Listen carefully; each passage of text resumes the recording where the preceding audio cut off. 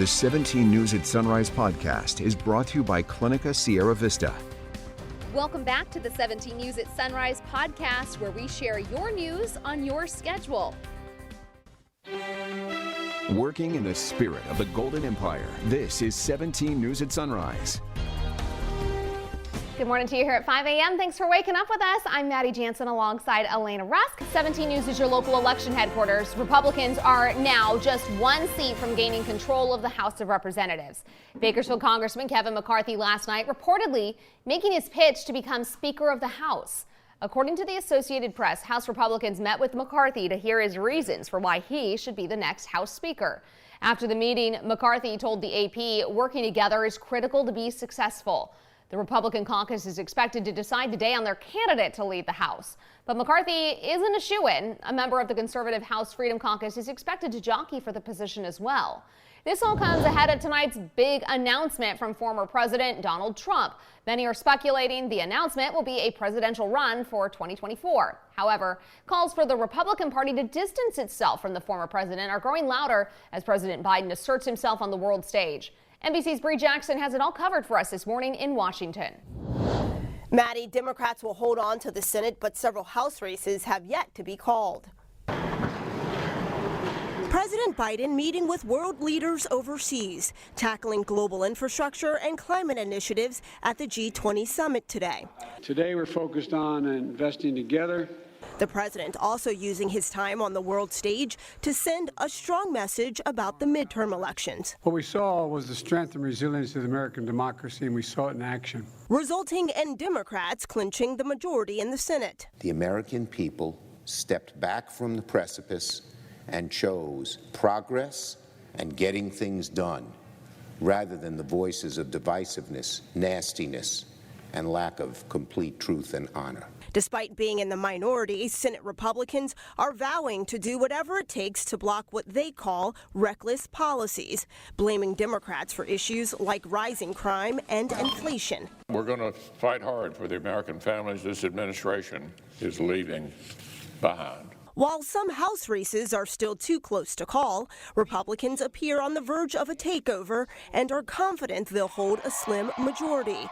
Leadership roles on the agenda today in a closed-door election, but Republicans are still wrestling with midterm election losses. How could we, in the friendliest environment possible, wind up potentially one vote behind where we were? Some are pointing the finger at former President Trump and discussing moving the party forward without him. Mr. Trump is expected to announce another run for the White House tonight. Former President Trump is scheduled to make a speech about his political future from his Mar-a-Lago estate in Florida. In Washington, I'm Bree Jackson for 17 News. Well, the Kern County Elections Office expected to release another round of election results today. As of Sunday night, Kern County still had more than 70,000 ballots to be processed from Tuesday's midterm general election. All of those uncounted votes could make the difference between victory and defeat in several races, of course. Republican consultant Kathy Abernathy says the longer the wait, the more questions voters are going to ask. It makes people start wondering, why are the results totally changing a week later? Why do we not know? In this America today, we should know, in my book, within 48 hours, everything should be counted.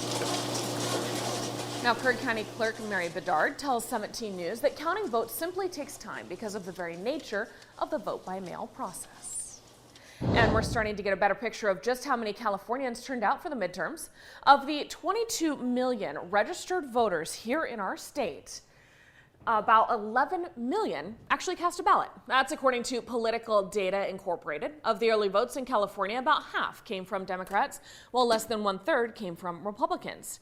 Today is the final day for ballots that were postmarked no later than November 8th to arrive in the mail and still be counted. Those make all the difference in some key congressional races still uncalled. 17 Crime Watch this morning. 2 juveniles were arrested last night after a high-speed chase that ended in southwest Bakersfield. The pursuit caught on camera. According to the Bakersfield Police Department, officers received a report just before 10 p.m. of an armed robbery on Taylor Street near Gorham Way. Police say that's where 2 juveniles stole someone's car. About an hour and a half later, police say they came across the stolen car on East California Avenue near South King Street. That's where the driver allegedly took off. The car eventually became disabled after crashing on Parker Avenue. BPD says officers had to use force while taking the juveniles into custody. With developing news, the Bakersfield Police Department's asking for the community's help finding 2 runaway teens who are considered at risk. 13-year-old Lily West and 15-year-old Benny West. Police say they were last seen Tuesday, November 8th on Chester Avenue. They're considered at risk because they have no prior history of running away. Anyone with information on the whereabouts of Lily and Benny West should call BPD at 327-7111. BPD is looking into the case of a body found in central Bakersfield. The discovery was made around 5 o'clock Sunday evening in the area of Union Avenue and 3rd Street. According to BPD, the man was found inside a trash enclosure next to a dumpster. Not much else is known. The coroner will perform an autopsy to determine how the man died and also release that identity. 5:16 now. Police have made dozens of arrests and impounded several vehicles at several sideshow events happening over the weekend. And that's where drivers blocked the streets to perform stunts. It all started about 10:30 Saturday night when police were called out to Ming Avenue and Stein Road, where they arrested 3 people and impounded a vehicle. Others involved in that sideshow left, and they met up again at the intersection of Wilson and Stein. BPD says 5 cars were then impounded there, 14 people arrested. Then about midnight, another sideshow, this one with more than 100 people at Buck Owens Boulevard and Select Avenue. Police say 10 cars were impounded and 23 people arrested there. BPD says they're still investigating who is planning these sideshows and say they expect to make more arrests soon. It's been a year since Kern County adopted an anti-camping ordinance. The city of Bakersfield also has a municipal code in place. But some business owners are saying it's still not enough to deter transients, especially as the holiday shopping season arrives downtown. 17's Marco Torres reports.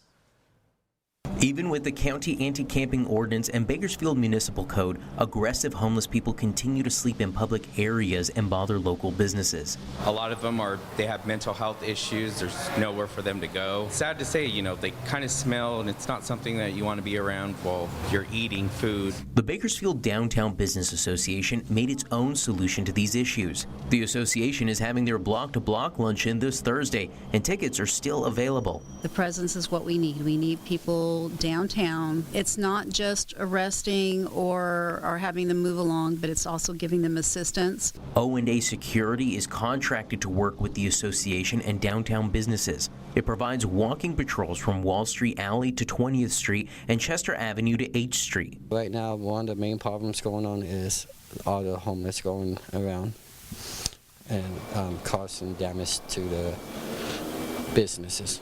Bakersfield City Council is also taking action by increasing the number of officers in the Quality of Life Division in the Bakersfield Police Department. The City Council is also creating a low-level offender court and a diversion program for those with mental disabilities and drug addictions. It's not just pushing them out of the area, but it's also getting them to the help that they need. Marco Torres, 17 News. Well, making headlines around the nation, thousands of Virginia students gathered last night for a vigil to honor the victims of a shooting over the weekend. They met at the university's South Lawn to mourn the deaths of 3 UVA football players, the large group participating in a moment of silence to honor them. On Sunday, a gunman opened fire on a bus filled with the students, killing Devin Chandler, Lavelle Davis Jr., and Deshaun Perry. At least 2 others were also hurt. The suspect, Christopher Darnell Jones Jr., is a former Cavaliers football player. His father says he is in disbelief that his son committed such a violent act. He had some problems. When the last time I talked to him, he said some people was picking on him or whatever. He didn't know how to handle it. I just told him, no, just go to school. Don't pay him no mind. Do what you got to do. He was real paranoid when I talked to him about something. He wouldn't tell me everything. What happened? Why did it have to get this far? He could have called me. According to law enforcement, Jones faces 3 counts of second-degree murder and 3 counts of using a handgun in commission of a felony. Your time is 5:34 now. California's Department of Public Health has announced the year's first death in a child under 5 due to the flu and RSV. 2 weeks ago, statewide cases of flu-like illnesses were considered low, but in recent weeks, they've overtaken hospitals up and down the state. Officials have not said the city where the child died. Symptoms of RSV look like a common cold: runny nose, coughing, sneezing, and a fever. They typically last a week or 2. However, in some kids, RSV can be dangerous. You're advised to call your child's doctor if symptoms are ongoing and go to the emergency room if your child has any difficulty breathing. Well, thousands of University of California workers are on strike as the labor unions continue to negotiate. Many of those workers on picket lines are from UC Davis. Pay is the top demand for workers in Student Researchers United and the UC Student Workers Unions.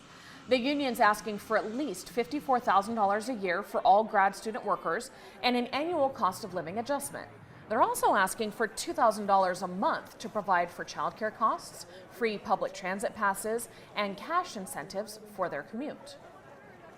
I'm spending over half of my salary on rent. I've had to delay health treatments because I haven't had the available money or the ability to take off time. A spokesperson for the UC Office of the President says campuses are encouraged to provide additional resources and support for students during this strike, and they're working to mitigate the impacts of the strike by continuing to negotiate in good faith. Jennifer Siebel Newsom, the wife of California Governor Gavin Newsom, took the stand yesterday in the sexual assault trial of former film producer Harvey Weinstein.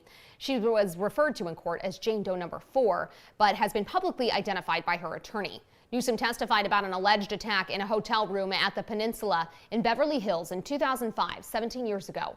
She broke down in tears as she was asked to identify Weinstein in court. Newsom recalled her encounter with Weinstein, calling it a horror. During opening statements, defense attorney Mark Worksman said Siebel Newsom's encounter with Weinstein was consensual because she wanted his help getting roles and producing films. She's due back on the stand today for more questioning. Back here at home, former Bakersfield Condors athletic trainer Chad Drown pleaded not guilty to 2 felony charges yesterday. Drown accused of attempting to meet someone he believed was a 15-year-old boy in a child sex sting conducted by sheriff's detectives. According to sheriff's reports, Drown told a sergeant he never intended to have sex with a minor, saying he believed the person he was talking with online was 18. Drown is free on $57,000 bail and is due back in court January 25th. He was fired from the team following his arrest. A hearing to determine if there's enough evidence to order a Bakersfield doctor to stand trial has been postponed. Dr. Jason Helliwell is accused of insurance fraud. His preliminary hearing, which was set for yesterday, is now scheduled for February 14th. Helliwell and 2 others were charged in 2019 with multiple counts of grand theft and making false claims for health benefits. The co-defendants, Brandon Williams, a lab representative, and Tambra Head, Helliwell's biller at the time of the alleged crimes, recently had their charges dismissed. The 17 News at Sunrise podcast is a production of KGET and Nexstar Media Group. For more on all of the headlines in today's show, head to kget.com.